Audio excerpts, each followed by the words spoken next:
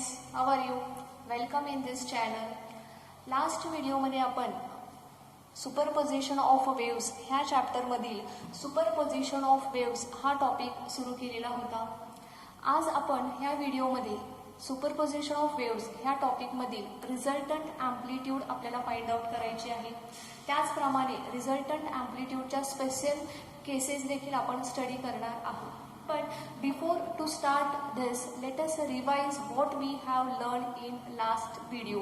पाचव्या व्हिडिओमध्ये काय आपण बघितलेलं आहे त्याचा आपण एकदा रिवाइज करूयात. लास्ट व्हिडिओमध्ये आपण सुपरपोजिशन ऑफ वेव्स ह्याची डेफिनेशन बघितलेली. When two or more than two waves traveling through a medium.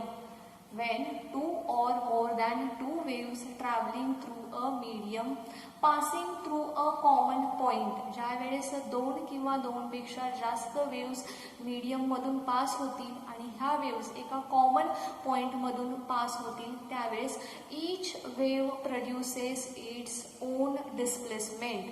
प्रत्येक वेव्ह स्वतःचा डिस्प्लेसमेंट प्रोड्यूस करेल independent of the other waves. दुसऱ्या वेव्सला डिपेंड न करता प्रत्येक वेव्ह स्वतःचं इंडिव्हिज्युअल डिस्प्लेसमेंट प्रोड्यूस करेल at that point. Now the resultant displacement at this point is the vector sum of the displacement of each individual wave. ह्या पॉइंटला resultant displacement हे vector sum असेल कोणाचं तर प्रत्येक वेव्हच्या डिस्प्लेसमेंटचा वेक्टर सम म्हणजेच रिझल्टंट डिस्प्लेसमेंट असणार आहे. आपण ह्याचं एक्सप्रेशन देखील बघितलं होतं. आपण दोन वेव्स कन्सिडर केल्या होत्या. त्या दोन वेव्हसाठी आपण रिझल्टंट डिस्प्लेसमेंट देखील फाइंड आउट केलेलं आहे. So in this video we will find out the resultant amplitude, but before that let us revise that expression once again. So ह्या एक्सप्रेशन मध्ये आपण दोन वेव्स कन्सिडर केल्या होत्या. both waves are having the same frequency but different amplitude. ह्यांची frequency same आहे परंतु amplitude मात्र वेगवेगळी आहे. both the waves are differ in a phase by phi. ह्या दोघांच्या मधला फेज डिफरन्स हा phi आहे. So let us consider the two waves that is y1 and y2.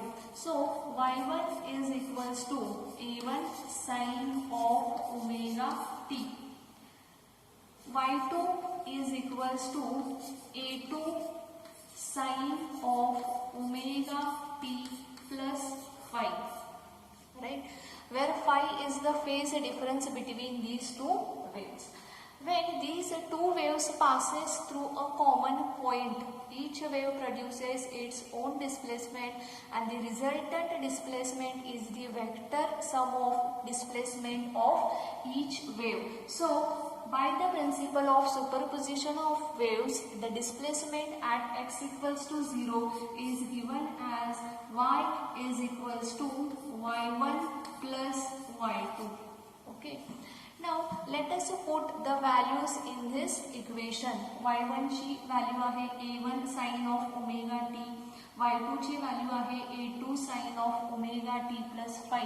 So आपल्याला एक्सप्रेशन मिळेल y is equals to a1 sin of omega t plus a2 sin of omega t plus phi. Okay. Now इथे बघा sin omega T plus फाई. So आपल्याला हा expand करायचा आहे formula. आपल्याला last व्हिडिओमध्ये आपण फॉर्म्युला बघितला होता sine of a plus b is equals to sine A cos B plus cos A sine b. So ह्या फॉर्म्युल्याने आपण ह्याचं एक्सपान्शन करणार आहोत. So y is equals to a1 sine of omega T plus a2 in bracket ह्याचं आपल्याला expansion करायचं आहे sine A cos b. Now a means omega t, b means phi plus cos a that is omega t sine b that is phi. So this is sine A cos B plus cos A sine B. A च्या ऐवजी omega t आहे, बी च्या ऐवजी फाई आहे. Now a2 ने आपल्याला आतमध्ये ह्याच्यामध्ये मल्टिप्लाय करायचं आहे. So y is equals to a1 sine of omega t plus a2 sine omega T into cos of phi plus A2 cos of omega T into sine of phi. Okay, so sine of omega t बघा इथे आणि ह्या टर्ममध्ये पण sine of omega t आहे. सो ह्या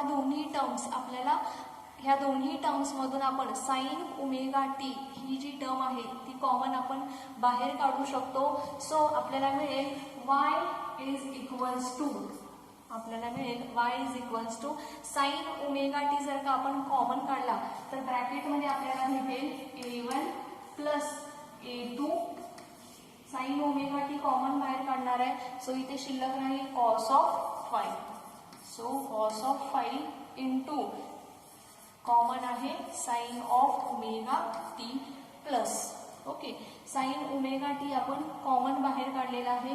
so इथे A1 आणि इथे A2 कॉस ऑफ फाई ह्या टर्म्स शिल्लक राहतील. प्लस इथे बघा A2 cos omega T into sine phi ही टर्म आपण ॲज इट इज लिहिणार आहोत. So that is A2 cos of omega T into sine of phi. So students, now let us consider that A1 plus A2 into cos of phi ही जी term आहे त्याला आपण consider केलेलं आहे A1 plus A2 cos of phi is equals to A cos of theta. Okay, amplitude आहे त्या constant आहेत, त्यामुळे आपण त्याच्याऐवजी एक कॉमन कॉन्स्टंट घेतलेला आहे that is A cos theta. त्याला इक्वेशन नंबर आपण 1 देणार आहोत. त्याचप्रमाणे A2 sine of phi is equals to A sine of theta. This is equation number 2. बघा इथे आहे A2 साइन ऑफ फाई, त्याला आपण घेतलेला आहे A sine of theta. So let us put this value in the equation. So we will get y is equals to ह्याच्याऐवजी आपण लिहिणार आहोत A cos of theta into sine omega T plus हा A2 sine of फाईच्या ऐवजी येईल A sine of theta into हा cos of omega T. Okay, so जर का ह्याच्यामधून A कॉमन काढला तर ब्रॅकेटमध्ये शिल्लक राहील आपल्याला sign omega T into cos of theta plus sign theta into cos of omega t. Now this is the expansion of sin A cos B plus cos A sin B. So we can write this formula like this: A into sin of omega t plus theta. So this is the resultant displacement y is equals to A sin of omega t plus theta.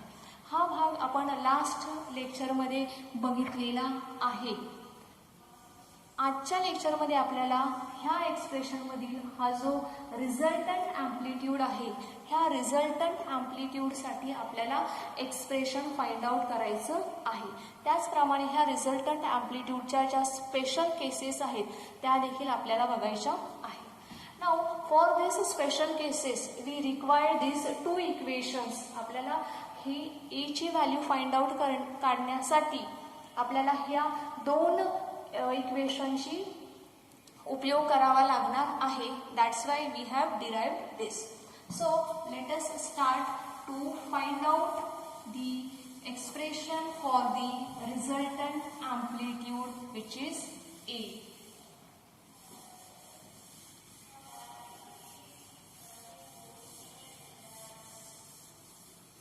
Okay, so to find the resultant amplitude A, we have to square and add the equation number 1 and 2. आपल्याला A ची value find out करण्यासाठी equation 1 आणि equation 2 यांचा square करून त्यांचं आपल्याला addition करायचं आहे. So by squaring and adding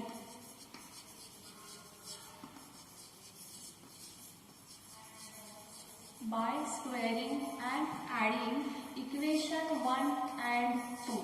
Of course LHS मध्ये ॲड होईल, RHS मध्ये ॲड होईल. So a1 plus a2 cos of phi the whole square plus a2 sin of phi the whole square is equals to a square cos square theta plus a square sin square theta. Okay, now ह्याचं आपण पुढे expansion करूया. इथे बघा a plus b the whole square, ह्याचं expansion आहे a square plus b square plus 2ab. Okay, so a1 square plus a2 square plus 2. Okay, एक minute.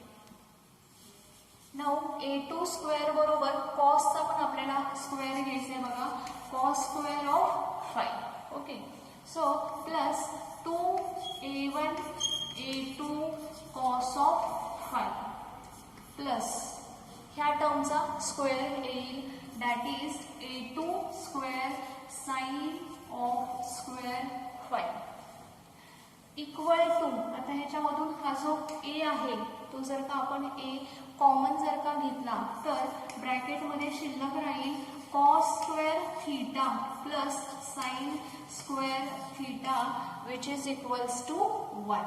Okay, now next स्टेपमध्ये बघा, इथे cos square 5 a square cos square 5 आणि इथे a2 square sign square 5.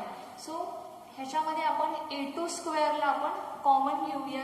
So आपल्याला मिळेल a1 square plus ही term अगोदर घेते 2a1 a2 cos of 5 plus a2 square ब्रॅकेटमध्ये राहील cos square 5 plus sine square 5, right, equals to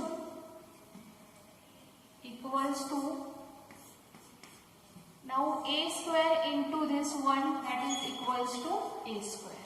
Okay, cos square theta plus sin square theta is equals to 1.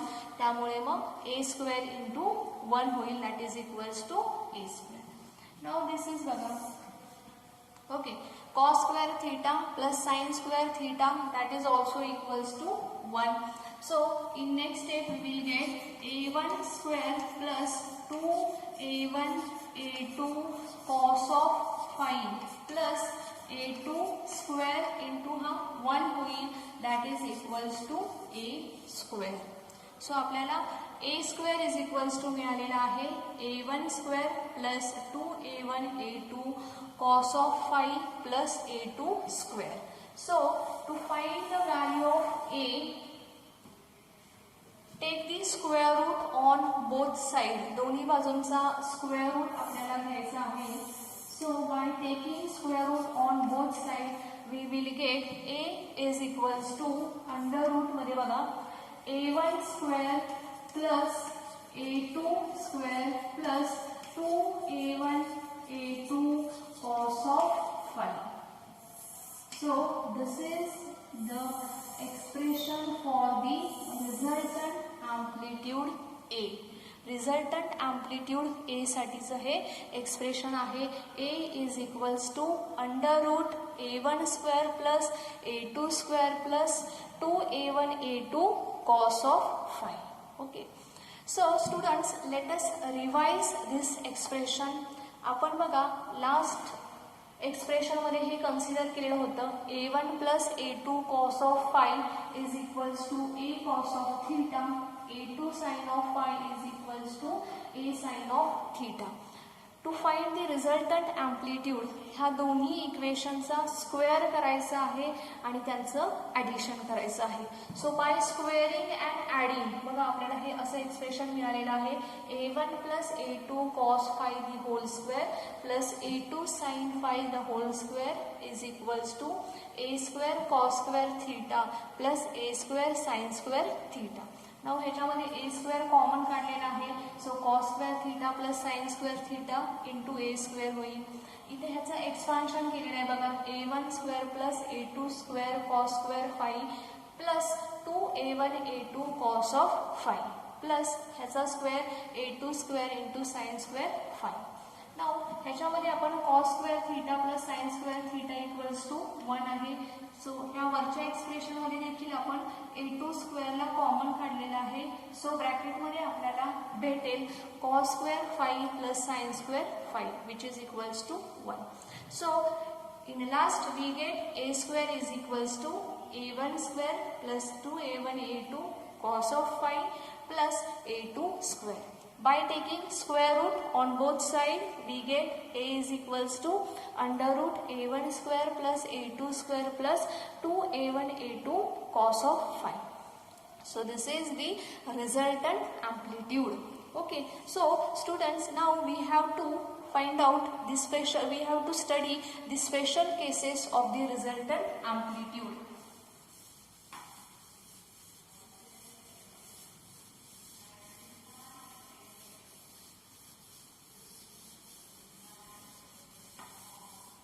So special cases,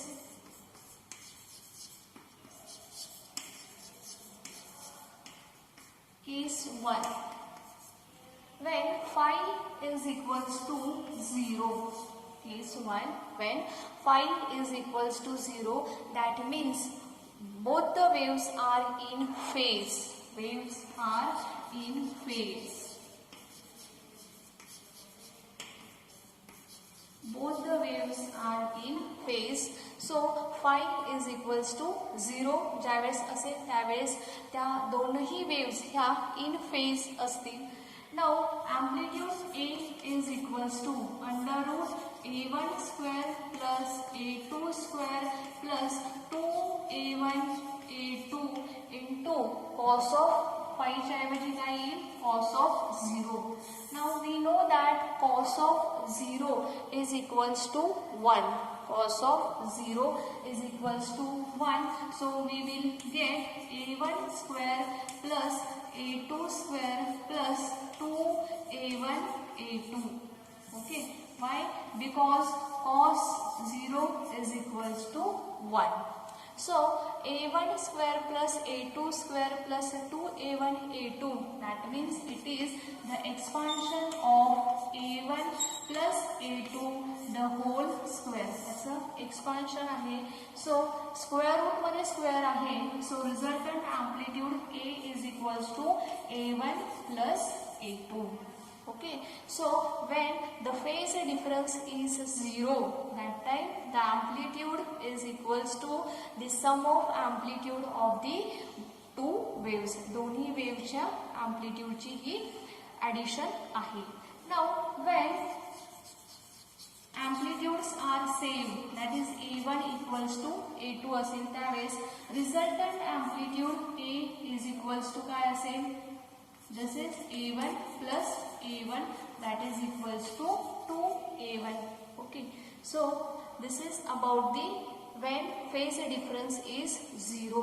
Now let us find out when phase difference is pi. ज्यावेळेस phase difference हा pi असेल त्यावेळेस काय condition असते resultant एम्प्लिट्यूडची ते आपण बघूया. phi is equals to pi. ज्यावेळेस दोन वेव्स मधला फेज डिफरन्स हा पाई आहे, that means both the waves are out of phase. The waves are out of phase. दोन्ही वेव्स ह्या आउट ऑफ फेज असतील त्यामुळे त्यांच्यामधला फेज डिफरन्स हा पाई आहे. सो अशा वेळेस resultant amplitude A is equals to a1 square plus a2 square plus 2a1 a2 cos of phi. Okay, 2a1 a2. Okay, 2 so 2a1 a2 cos of pi. Now cos pi is equals to -1. So amplitude A is equals to under root a1 square plus a2 square minus 2a1 a2. How was it? Because cos pi is equals to -1. So -1 into 2a1 a2 becomes -2a1 a2. So that's जर का आपण लिहिलं तर हे होईल A1 minus A2 the whole square. हे A1 minus A2चं expansion आहे. ओके, अंडर रूट मध्ये स्क्वेअर आहे, so amplitude A is equals to होईल A1 मायनस A2. राईट.